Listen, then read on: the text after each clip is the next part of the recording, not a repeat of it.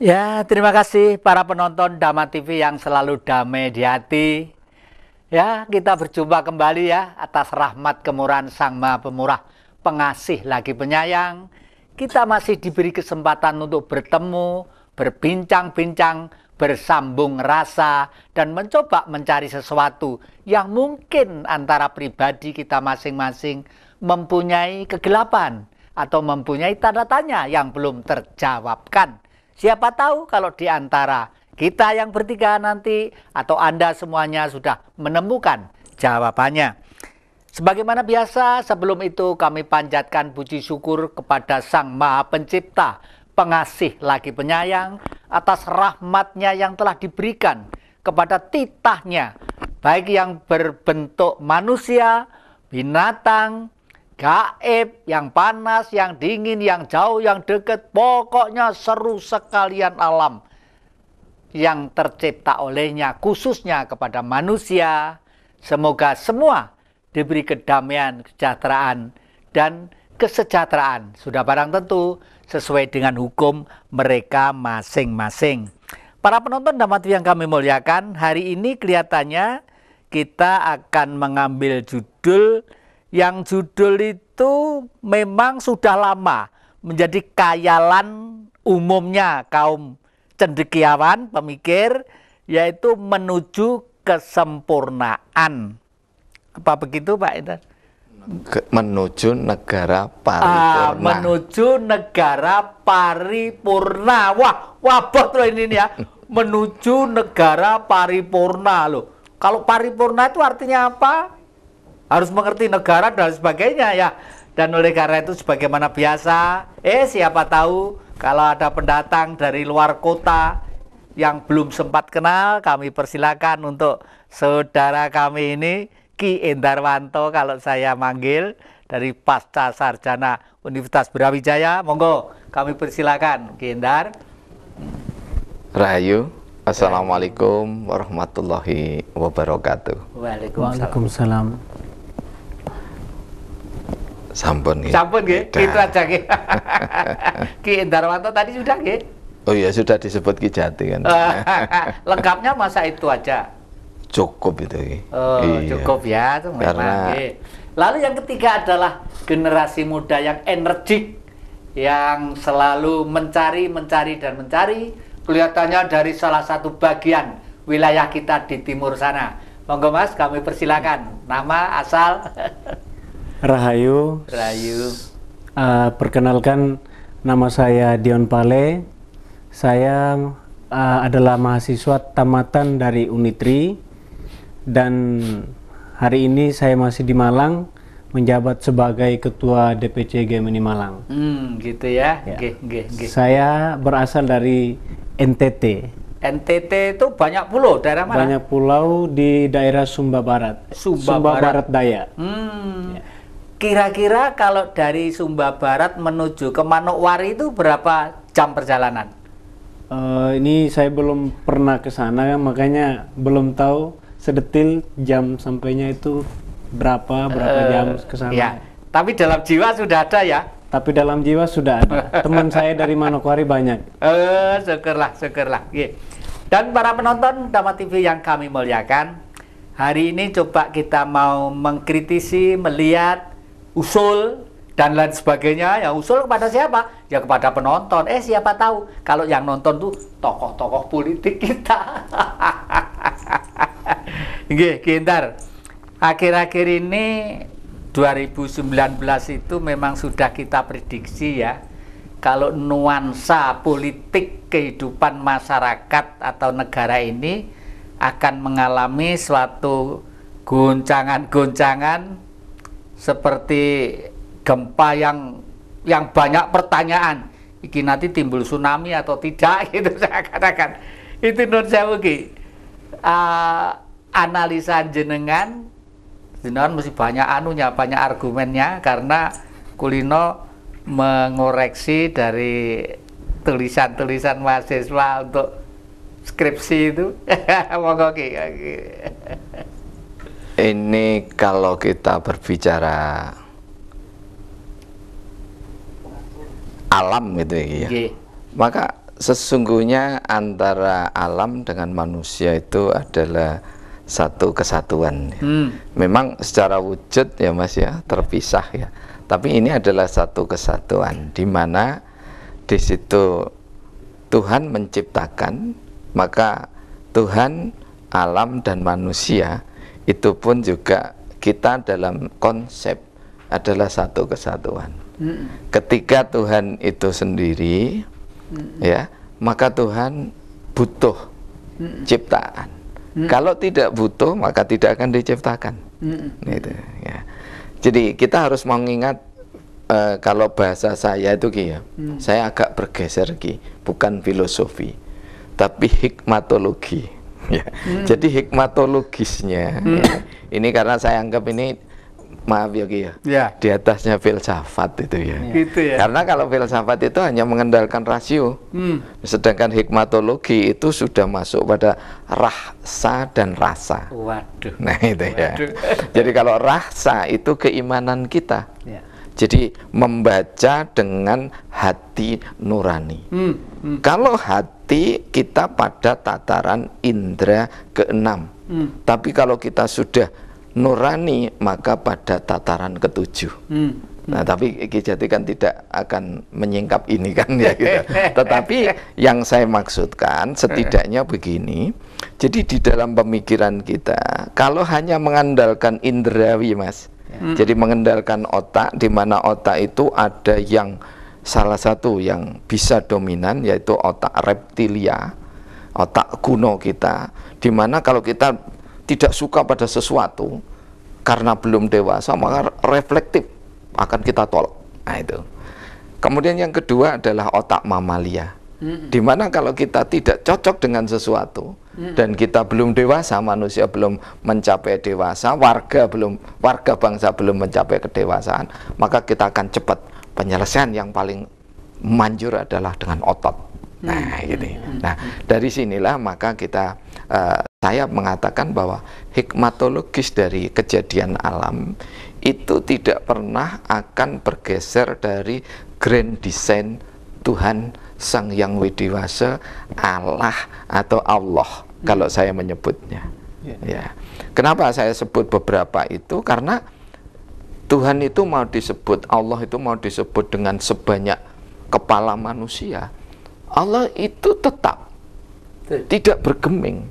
Tidak seperti kita, kalau you tidak dipanggil Dion tidak akan datang. Ya, beliau tidak dipanggil Ki Jati tidak akan datang. Demikian juga saya. Indarwanto saya baru datang. Kalau saya dipanggil, diteriaki, Dion kesini, saya tidak akan datang. Tapi kalau Allah yang maha hadir, karena maha logi, maha hadir, maka ketika ada bencana, maka ada Tuhan di situ. Ya, ketika ada gejolak politik, ada Tuhan di situ.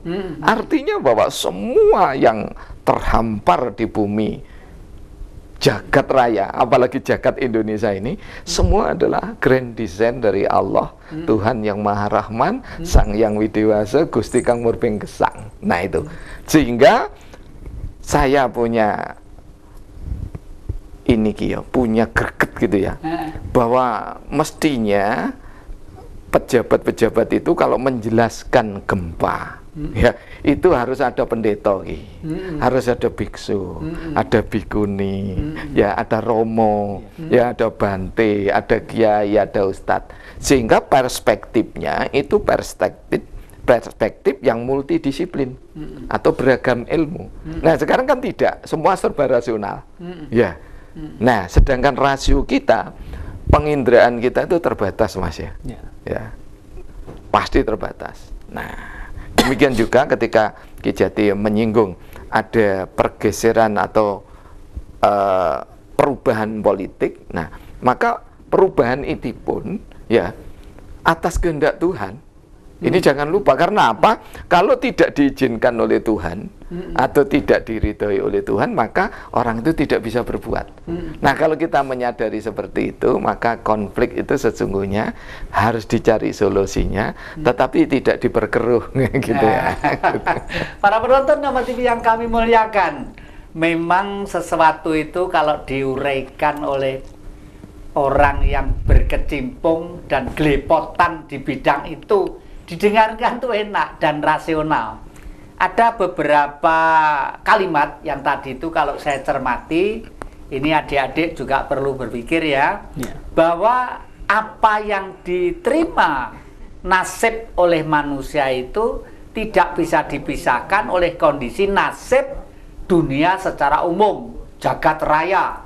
Tadi istilahnya makro dengan mikro. Makro itu adalah seru sekalian alam, Allah atau Allah, dan Tuhan bersinar kepada kita yang dibungkus oleh mikro ini. Oleh karena itu kalau ada perilaku-perilaku yang boleh dikata akan ada gempa bumi dan lain sebagainya, itu sebenarnya adalah suatu bacaan ya, yang tadi itu sampai dibuat istilah oleh beliau tentang cipta, rasa, dan karsa yang di dalam tubuh kita sebagai kacamata untuk menonton itu semuanya, sehingga si orang yang kebetulan punya jabatan atau kursi berhak menerangkan kepada masyarakat secara umum mempunyai argumentasi yang enak dan jelas. Nah, para penonton dapat yang kami muliakan, coba urean ini nanti akan saya tanyakan kepada si anak muda atau cucu saya inilah ya, tanggap cucu saya ya, karena masih umurnya itu masih ya muda sekali. Jangan kemana-mana, masih di depan Jejak Ki Jati. Ya, terima kasih para penonton Dhamma TV yang kami muliakan. Anda masih setia di depan Jejak Ki Jati di Dhamma TV yang selalu damai di hati ini. Tadi Ki Indarwanto pernah sempat menyampaikan bahwa manusia tidak akan gelisah kalau semuanya itu dicerna dengan cipta, rasa, dan karsa. Nah, istilah ini sebenarnya istilah sumbangsih bahasa Jawa yang dipersembahkan kepada bangsa yang namanya Indonesia. Lah, Dek Dion dari warga negara bangsa yang kebetulan non jauh di timur sana, tentang cipta, rasa, karsa itu kira-kira sudah ada gambaran atau tidak?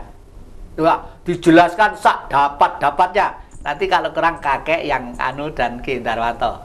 Monggo. Jadi kalau bicara soal cipta, rasa yang disampaikan oleh Eyang, bahwa itu dari SD kita sudah diajarkan itu. Namun yang paling penting ketika berbicara tentang suatu bangsa, maka tadi 3 loh, cipta, rasa, karsa. Cipta, rasa, dan karsa. Jadi kalau bicara soal negara kita ini, atau bicara tentang jagat raya ini, adalah suatu pemberian yang sangat-sangat luar biasa sekali. Yang dimana kalau bicara soal manusianya sendiri, saya katakan bahwa adalah manusia atau ciptaan yang memang sangat-sangat luar biasa, yang itu berbeda dari yang lainnya, seperti itu. Jadi menurut saya, maka kita sebagai manusia harus mensyukuri segala apa yang ada di dunia. Contohnya di dalam negara kita sendiri ini, banyak hal yang kita temui, bukan saja manusianya, tetapi kekayaan alam ini itu perlu kita harus jaga, dan kemudian ada yang mengaturnya, seperti itu. Yang mengaturnya itu siapa? Yang mengaturnya adalah pemerintah. Dan pemerintah di sini menurut saya tidak hanya kepintaran saja, tidak hanya kepintaran, namun bagaimana pemerintah ini harus lebih bijak dari yang lainnya, agar bagaimana menata masyarakat ini lebih baik lagi ke depannya. Seperti itu dari saya. Eyang. Ya, tidak masalah lah ya Ki ya, maklum ya. Anak-anak muda tapi sudah mau mencoba menjelaskan itu sudah istimewa. Sekarang saya luruskan, sebenarnya di dalam, kebetulan adik ini KTP-nya apa agamanya? Katolik. Katolik ya, saya akan mencoba menjelaskan dengan kacamata perkatolikan ya. Artinya kacamata dunia orang Katolik ya. Sebenarnya di dalam Katolik sendiri juga ada yang namanya cipta, rasa, karsa. Makanya kalau begitu masuk, lalu sujud, Allah Bapa, Putra, Roh Kudus, amin. Ya. Nah, Allah Bapa, Putra, Roh Kudus itulah yang kita amini. Itulah cipta, rasa, dan karsa. Karena apa? Cipta itu adalah refleksi dari perwujudan yang mengadakan, ya. Siapa yang mengadakan? Ya beliau Sang Maha. Mengadakan apa? Mengadakan kita. Maka dari itu disebut Roh Kudus, ya. Artinya manusia itu ada sinar suci yang ada di dalamnya. Yang si Jawa menyebut Tuhan, ya toh. Allah dengan Tuhan, Allah dengan Tuhan lain loh ya. Makanya Isa Al-Masih waktu disalib, beliau pun tidak pernah ketemu dengan Allah Bapa. Bahasanya kan, ya Bapakku, di manakah engkau? Ampunilah mereka, karena sebenarnya mereka tidak tahu apa-apa. Kan begitu ya? Nanti kalau yang salah dikoreksi, kebetulan KTP yang itu Islam. Loh, Islam nggak ngomong tentang Injil, tentang loh, orang Pancasila itu ngomong sembarang kali boleh, ngomong genderuwo boleh, ngomong gak boleh, pokoknya tidak bertentangan dengan hukumnya Tuhan, gitu ya. Jadi saya ulangi, cipta rasa dalam Katolik, cipta rasa karsa, Allah Bapa, Putra, Roh Kudus, amin. Artinya tubuh jasmani ini adalah himpunan dari makrokosmos, istilah beliau tadi itu, sehingga mewujudkan menjadi kita. Oleh karena itu di dalam hati kita ada sinar yang patut kita dorong untuk memacu apa yang menjadi kreativitas kita. Mau jadi presiden, mau jadi rektor, mau jadi apapun, semua ada pada kita. Itu loh. Nah, tetapi itu semua kan harus ada pemikiran-pemikiran yang tersusun rapi. Jangka pendek, jangka menengah, jangka panjang, dan sampai dengan nanti setelah dinyatakan meninggal itu bagaimana. Ini beliau yang sangat fasih menerangkan itu. Jenengan jelasnya secara secara filosofis ki. Ini minta yang mana dulu ini, Roh? Ya itu tadi artinya bahwa di ini menggambarkan sesuatu yang menerangkan cipta rasa karsa tadi kelihatannya masih digayangi sesuai dengan anunya adik-adik ini sehingga ya maklum ya umur memang masih muda ya, tapi kemauannya sudah tinggi gitu. Jadi tadi Mas Dion kan menggambarkan tentang betapa istimewanya manusia, tapi juga alam kan gitu ya Mas. Nah, kita kalau di dalam syariat Islam itu katakan bahwa ketika ruh Tuhan ditiupkan, nah ini kalau bahasa Ki Jati itu, jadi disitulah sinar Allah, ya sinar Allah itu diberikan kepada manusia. Diberikan ini saja juga konotasinya banyak ya. Jadi diambilkan dari bagian Allah atau sesembahan, atau diberikan atas ciptaannya itu. Nah ini yang begini ini menurut kami tidak perlu diperdebatkan. Tetapi karsa itu, cipta itu ya, kemudian kurang satu apa lagi? Rasa. Ya, itu. Jadi itu sebetulnya tiga itu adalah satu kesatuan ya. Sebab tanpa kehendak dari Tuhan, kalau di Pancasila gitu ya. Jadi secara kalau bahasa kerennya ini katanya secara ontologisnya, nah gitu ya. Jadi kita di dalam Pancasila itu terhubung gitu ya. Jadi Allah Maha Pencipta, dan kita jangan segan-segan, manusia itu punya daya cipta. Nah, jadi kalau panjenengan berkarya itu Mas ya, maka itu adalah ciptaan. Jadi kalau ada orang yang mengatakan bahwa oh yang mencipta itu Tuhan, bukan. Pencipta itu kita. Kalau Tuhan Allah Sang Yang Widewasa itu Maha Pencipta, itu harus beda. Kalau Maha Pencipta itu akan menciptakan besaran. Ya, jadi tidak jelimet seperti HP-mu gitu Mas ya, gadget gitu ya. Tidak seperti itu. Nah, itu ciptaannya manusia. Nah, tapi sekaligus ya, daya cipta itu kalau tidak ada karsa, tidak ada kehendak untuk mewujudkan, merancang gitu ya, kalau dalam tata bahasa atau ketatanegaraan, kalau katanya tadi disinggung pemerintah, kalau pemerintah tidak merancang, maka hamparan alam semesta yang ada di Indonesia yang seperti sepotong surga yang dihamparkan di Nusantara ini juga akan sia-sia. Nah, kita harus bisa di dalam cipta rasa, cipta dan karsa itu harus bisa dirasakan. Ya. Siapa yang bisa merasakan? Diri kita sendiri dulu. Jadi kalau kita ingin menciptakan sesuatu, maka sesuatu itu harus berguna untuk diri kita. Ya. Oleh sebab itu, karena berguna untuk diri kita, maka baik untuk diri kita, harus baik untuk panjenengan berdua, harus baik untuk semuanya, harus baik untuk alam raya, bahkan harus baik untuk yang tidak tampak. Ya. Oleh sebab itu kalau sekarang itu akhir-akhir ini ya, banyak gangguan di pabrik ini, ada bukan kesurupan lagi tapi kepagian, gitu. Jadi kerasukan jin tapi di pagi hari, itu kan tidak bisa kita ngomong kesurupan, tapi kepagian.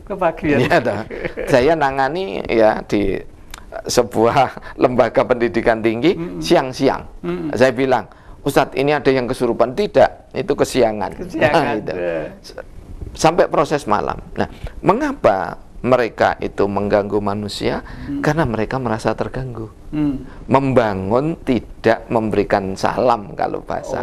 Nah, itu tidak memberi salam. Islam mengajarkan kalau kita itu mau kencing di satu tempat yang tidak biasa, maka kita harus mengucapkan salam. Dan berlindung kepada Allah. Nah, kemudian orang-orang Nusantara, gitu, yang mereka katakanlah menyebut dirinya aliran kepercayaan, gitu, dengan apa?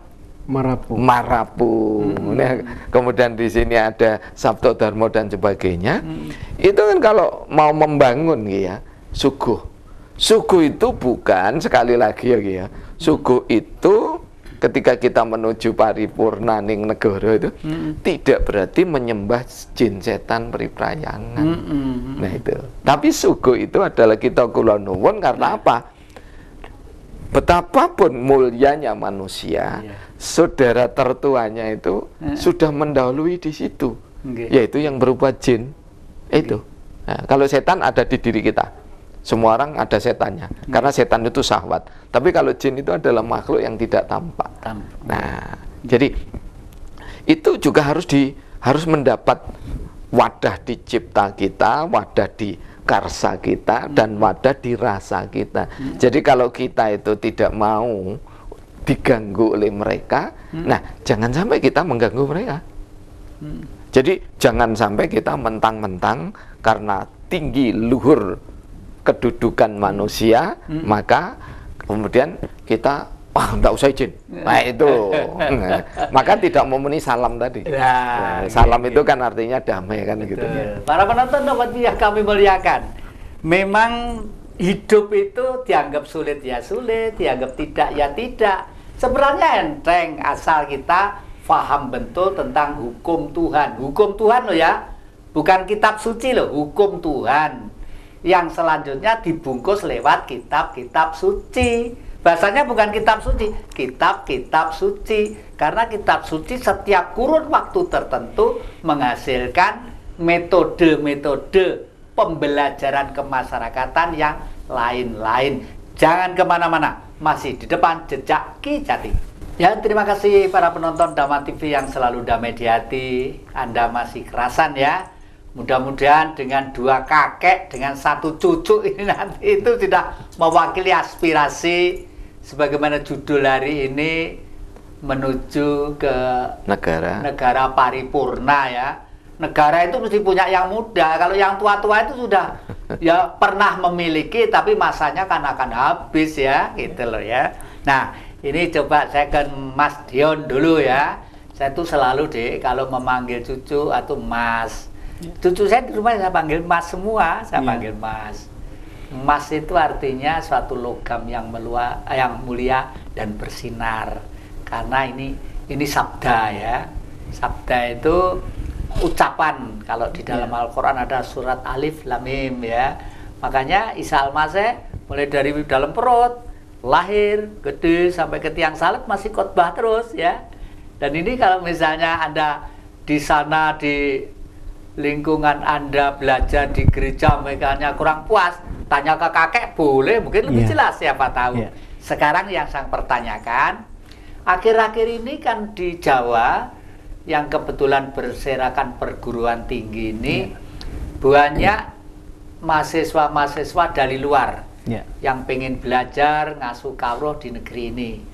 Selama ini saya tanya dulu yang pertama ini, selama Dion di sini ini perasaan Anda merasa terkucil, merasa mendapat tempat yang wajar, kehormatan atau bagaimana? Atau tidak? Jujur ya, jujur. Kalau saya di Malang, memang karena masyarakat di sini itu baik-baik semua, saya rasa nyaman dan dihormati seperti itu. Jadi kalau ada yang mengatakan bahwa kita tidak dihormati, ya pada dasarnya mungkin kurang berteman, kurang bergaul. Jangan hanya bergaul pada satu teman yang seasal seperti itu. Yang nantinya ini ya kita hanya bisa mengenal teman-teman kita itu aja gitu. Jadi seharusnya kita sebagai mahasiswa, pertemanan dan pergaulan itu harus luas. Jangan sekedar berteman dengan dari yang satu daerah. Dan inilah yang menimbulkan istilahnya bahwa kita ini hanya mengetahui dari sana dan persaudaraan kita muncul dan melebihi dari yang lainnya. Padahal kita ini Indonesia gitu. Kita ini di dalam satu negara yang harusnya dari Sabang sampai Merauke, dari Pulau Rote sampai Miangas. Nah, ini kita harus berteman dengan semuanya. Kebetulan saya temannya bukan hanya dari satu daerah, dan dari daerah-daerah lain juga banyak, dan di sini di Jawa itu terlalu banyak sekali. Dan saya belajar banyak. Ya, bagaimanapun juga saya sebagai orang, meskipun kita satu negara, satu Indonesia, tetapi saya sebagai orang yang dari luar Jawa ini harus perlu mempelajari adat istiadat yang ada di sini. Jangan ya ini karena Indonesia kita bangga, tapi perlu kita harus mempelajari adat istiadat yang ada di sini. Istilahnya gini, Mbah. Jadi kalau misalkan di dalam pepatah, masuk kandang kambing harus mengembik, masuk kandang kuda harus meringkik. Ketika masuk Singoedan, ya. Jadi ada singanya sendiri di sini gitu. Di sana ada singanya, di sini juga ada singanya. Jadi ini bukan tempat yang memang kita lahir di sini, tapi perlu kita harus menjaga adaptasi di sini. Kita harus bisa beradaptasi dengan warga Kota Malang seperti itu. Iya. Para penonton Dhamma TV yang kami muliakan, masih kita korek lagi ya.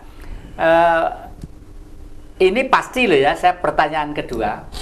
Pasti adik ini KTP tadi Katolik ya? KTP Katolik. Kalau terikat oleh agama secara fanatis, tidak mungkin bisa dicalonkan menjadi ketua salah satu organisasi, ya toh? Padahal di Pulau Jawa, dan tidak kurang orang Jawa yang mungkin kemampuan kok Mas Dion dicalonkan sebagai ketua Himpunan Mahasiswa Nasional Indonesia tadi itu pasti bukan tertonjol agama dalam tanda petik, tapi mesti ada background lain sehingga Anda menjadi lembut.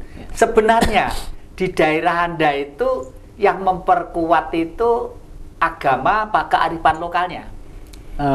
Jadi baik, tapi saya masuk dulu, bukan himpunan tapi gerakan mahasiswa nasional Indonesia. Jadi kalau di sana, kalau di daerah saya itu yang menonjol itu dua-duanya. Jadi agama sama budaya itu menonjol semuanya. Seiring. Jadi kalau misalkan dipersenkan bahwa 50% budaya, 50% agama. Artinya itu berjalan beriringan. Nah, itulah yang membentuk saya, dan luar biasanya tempat di sana.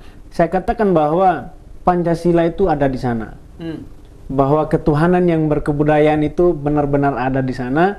Dan saya kalau bicara soal agama saya, misalkan Nasrani, tetapi saya masih mempercayai adat istiadat di sana, karena yang ada duluan di sana itu adalah adat budaya. Jadi ya agama juga sesuai dengan agama, dengan budaya, saya kira itu adalah hal yang aman-aman saja.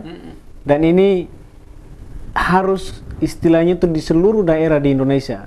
Kalau boleh perlu harus seperti ini. Jangan kita menganggap agama itu adalah musuh, dan agama pun sebaliknya jangan menganggap bahwa budaya itu adalah musuh juga.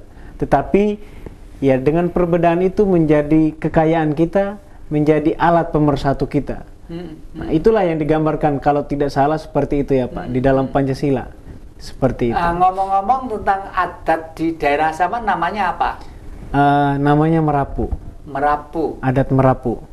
Merapu itu kata asal dari daerah apa punya arti sendiri? Merapu artinya apa bahasa Indonesia? Untuk secara etimologinya memang saya belum pelajari, tetapi kalau untuk apa itu Merapu, saya mungkin praktisnya pada umumnya saya sudah tahu. Nah, sekarang saya coba saya kupas dengan aksara Jawa.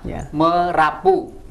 Me itu adalah satu sigma yang tidak terbatas dan ada di awang-awang, ada di kayalan, ya.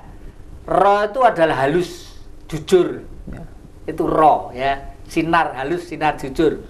Pu, satu perilaku manusia yang menuju kesempurnaan hidup. Jadi Merapu adalah berkaya tentang keindahan supaya hidup sempurna. Umumkan di daerah sampean. Siap, terima kasih.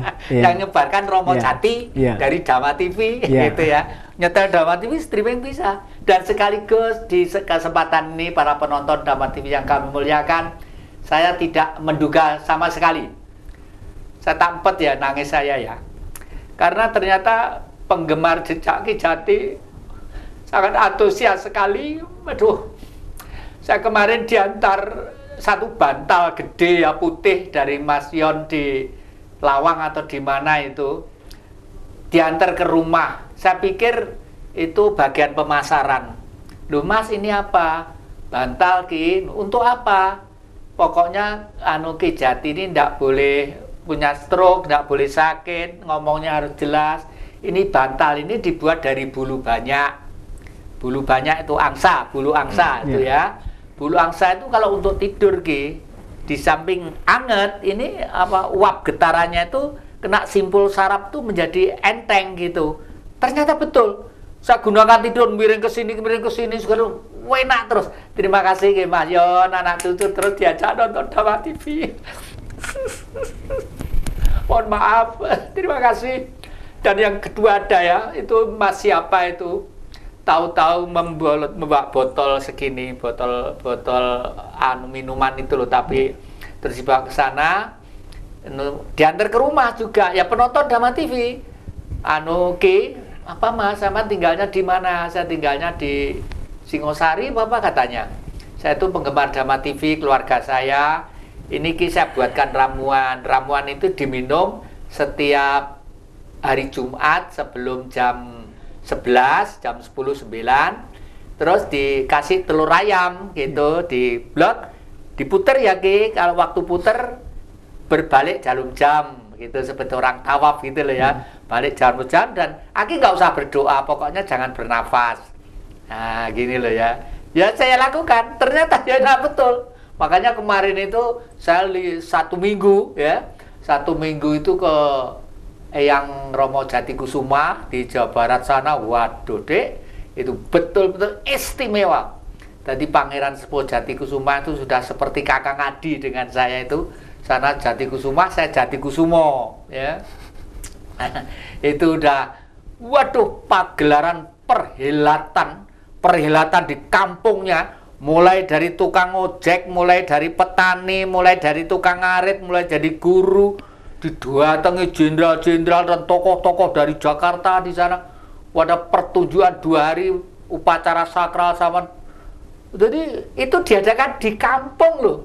Di kampung yang diayomi oleh, kalau istilah sana mungkin kepala suku ya. Batin saya, kok guyup rukun sekali. Kalau begitu Bung Karno nggak salah. Menggali lagi ajaran yang adik ikuti tentang Marinisme, digali dari Sunda Wiwitan. Bung Karno melihat bangsa Indonesia itu kaya raya, tanahnya surga, kerja keras, tapi kok hidupnya miskin, mesti ada sebabnya. Ternyata kemiskinannya bukan karena malas, bukan karena tidak punya apa-apa, karena sistem. Nah, sistem inilah yang sekarang lagi rame-ramenya bergelombang di 2019 ini. Ki, ngomong-ngomong tentang sistem, Ki, sebenarnya sistem ini umpama di oncek gitu, mulai dari mana sih, Ki? Para penonton, jangan kemana-mana, masih di depan jejak Ki Jati. Ya, terima kasih para penonton Dhamma TV yang kami muliakan. Kalau sudah bicara tentang di mana letak kelemahan, sehingga alasannya Ki Indarwanto tadi itu menuju ke kesempurnaan, paripurna ya, menuju ke negara paripurna. Negara paripurna. Nah, mestinya kalau paripurna itu kan pamungkas, kalau wayang itu kan sudah tutup keber untuk mulai era yang baru, yang lebih sehat lagi. Mungkin begitu. Tapi kita pengen urean beliau. Sebenarnya umpama dikupas itu harus dimulai dari mana gini? Kita harus memulai dari ideologi. Ya, kenapa harus dari ideologi? Karena itu adalah fondasi bangsa kita. Kalau dalam bahasa yuridis itu adalah stat fundamental norms, gitu ya. Karena stat fundamental norms, maka itu pantang untuk dirubah. Jadi kalau bahasa saya yang sudah terlanjur dipanggil, kalau kalangan NU manggil saya itu Romo Kiai, gitu ya. Itu ya. Kalau di apa itu yang bangsanya radio, televisi begitu disebut Ustadz kan gitu. Tapi di sini disebut beliau motornya Ki, gitu. Karena kata beliau itu ya mau ngomong apa saja itu insya Allah agak bisa sedikit ya, gitu. Enggak banyak-banyak. Gitu. Nah, mengapa dimulai dari stat fundamental norms untuk negara paripurna? Negara paripurna itu, mohon maaf kalau saya pakai istilahnya Ki Jati itu, kalau wayang jejer setelah itu selesai itu, tetapi besok kan dalang lagi. Nah itulah, besok kan ada pentas lagi. Kalau hari ini itu umpamanya adalah lahirnya Gatotkaca, nah kan juga ada Arjuna yang butuh dengan Wahyu Makutharomo. Nah sehingga peran manusia itu terus silih berganti, tetapi fundamentalnya yang tidak pernah berubah. Nah itu, kalau salah satunya yang mendapatkan jimat layang Kalimosodo itu kan siapa itu, Ki? Bimo. Puntadewa. Oh, Puntadewa. Nah, ya. Puntadewa kan gitu ya. Nah itu. Nah, itu kan esensinya di situ. Jadi esensi bernegara itu Pancasila. Dan ini Pancasila itu paripurna. Selesai. Tetapi aktualisasi dari Pancasila inilah yang tidak pernah selesai. Nah, oleh sebab itu kalau sekarang umpamanya ya Ki ya, masih ada yang miskin, harus diakui masih ada. Tanah masih ada yang kering, kemudian ada yang kekurangan air ketika musim kering begini. Tidak berarti ini harus kalau begitu Pancasila harus diganti. Nah, diganti dengan ideologi ini. Nanti Mas Dion, oh tidak, saya ini, yang Ki Jati tidak, ini, saya tidak, ini. Akhirnya kita tidak pernah selesai membangun rumah. Padahal kita ini butuh petak kamar, butuh mempercantik dan seterusnya. Jadi sekali lagi diawali negara paripurna itu dari kita selesai meletakkan dasar Pancasila. Kita dalam pengertian adalah founding fathers dan mothers itu selesai. Nah, yang tidak pernah selesai adalah Ki Jati turun ke saya, turun lagi ke Dion. Anak kita Dion ini. Pancasila itu ideologi terbuka, tetapi keterbukaan tidak berarti terbuka bagi isme-isme lain. Nah, yang belum sempurna. Yang tidak pernah akan sesempurna Pancasila. Saya tidak akan mengatakan belum sempurna. Tidak pernah akan sesempurna Pancasila. Betul. Ya. Saya belajar ideologi mulai dari A sampai Z. Itu bukan istilah ya. Mulai dari ateisme sampai sionisme. Tidak ada ideologi ya yang sebagus, setinggi, semulia Pancasila. Tidak ada. Kalau bahasa saya, Mas Dion, ini adalah ijtihad politik tertinggi. Ini adalah apresiasi tertinggi di dalam ideologi politik. Nah, setelah itu tidak ada, tidak akan ada. Ya, itulah ya. Nah, di zaman Nabi Muhammad itu adalah namanya Piagam Madinah. Nah, ada Al-Quran, hadis tidak perlu riwayat langsung Rasulullah sendiri yang ngendikan. Ya, langsung Nabi sendiri. Tapi kenapa masih butuh Piagam Madinah? Di mana waktu itu ada Kristiani, ada Yahudi, diajak berembuk. Apakah kurang Al-Qur'annya? Nah, tidak. Apa Nabi kurang? Tidak. Tapi justru Nabi menghargai waktu itu Islam mayoritas seperti negara kita begini ya. Tetapi yang minoritas itu kalau ada masalah yang Anda yang Kristiani variannya apapun, maka kami akan melindungi. Kalau Yahudi diserang, maka kami akan melindungi. Kalau Yahudi diserang, maka kami akan melindungi. Tapi apa kata Nabi Muhammad Sallallahu Alaihi Wasallam? Kalau kami diserang, kamu juga harus melindungi kami. Jadi state, negara yang paripurna adalah negara yang selalu berproses menuju baik, lebih baik lagi, lebih baik lagi, dan lebih baik lagi. Nah, tetapi Pancasila ini yang tidak mengalami proses, tetapi aktualisasi nilainya itulah yang harus berproses. Nah itu. Jadi betul deh, kalau dalam istilah dialektika politik ada filosofis, ada ideologis, baru mengenal yang namanya taktik dan strategis ya. Nah, taktik strategis inilah bisa disesuaikan dengan alam dan zamannya. Ini yang mengutarakan beliau fondamen dasar tentu kiai loh, ahli kitab, ahli agama loh ini ya. Tapi kalau orang nasionalis seperti kenapa kok Kindar dengan saya itu pakai jarit ini, terus terang aja belinya satu. Karena kita itu sudah sambung rasa. Padha karo Kresna lan Arjuna ya. Kaya Wisnu lan anune ya itu. Jadi kok orang satu gitu loh.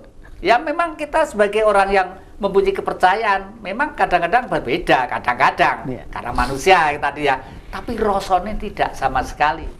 Kalau negara sakit, beliau mesti kadang-kadang kayak saya pasti bentur tek gitu podo karpe. Loh, itu kalau nggak rasa nggak ada. Lah, inilah yang dulu itu memperkuat leluhur kita sehingga leluhur kita itu menjadi satu kekuatan yang besar lah.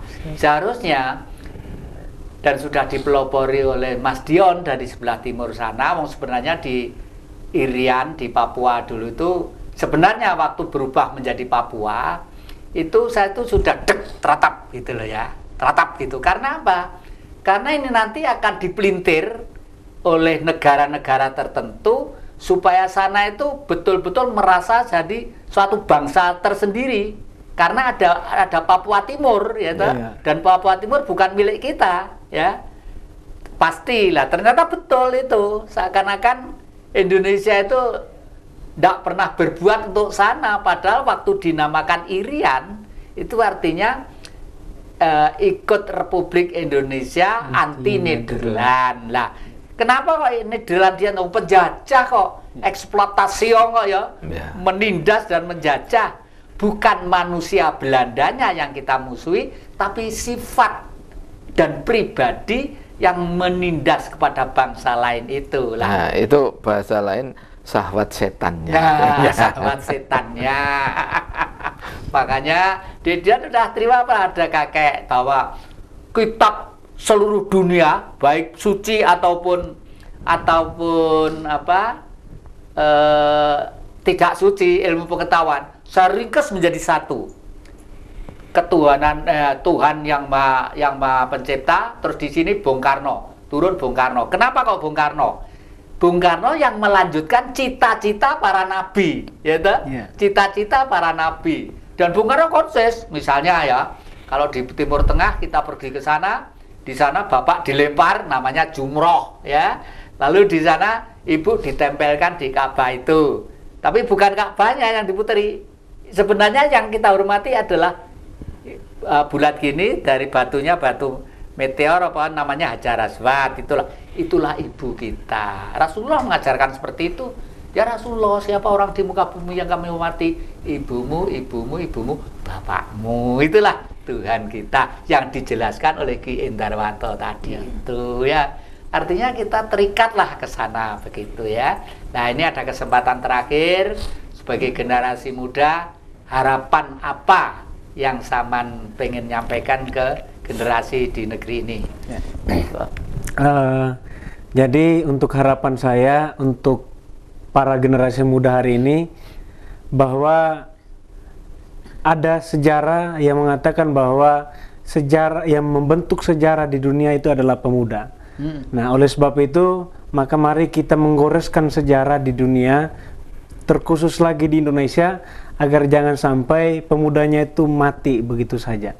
Saya hanya menyarankan bahwa hari ini negara kita sangat membutuhkan pemuda-pemudinya untuk membangun negeri ini. Jadi mari kita membangun negeri ini, jangan sampai ada perpecahan, tetapi hari ini saatnya kita mulai berkolaborasi. Itu saja dari saya. Saya kembalikan. Ya, terima kasih. Ya, para penonton Damat TV yang kami muliakan, tidak menduga kalau cucu ini mempunyai cita-cita yang sedemikian baik ya, seperti pesan Bung Karno.